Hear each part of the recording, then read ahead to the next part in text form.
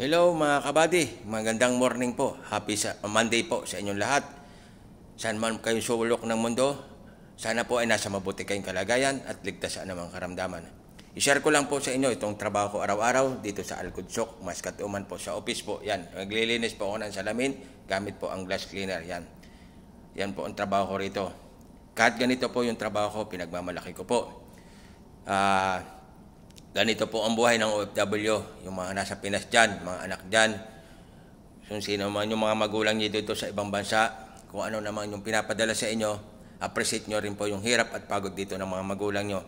Tinitiis namin po ang hirap at pagod para sa inyo mga anak dyan. Kaya sana po ay yung kaunti namin pinapadala, sana ilagay nyo sa tama po. Yun lang po. Sinishare ko lang po para alam nyo rin po kung gaano kahirap dito sa OFW. Tinitiis po namin ang hirap at pagod para sa inyo. Kaya hanggang dito na lang po yung aking video.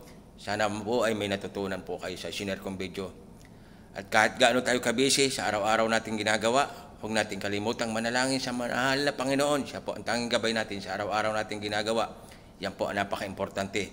Paano hanggang dito na lang po. Thank you for watching. God bless everyone.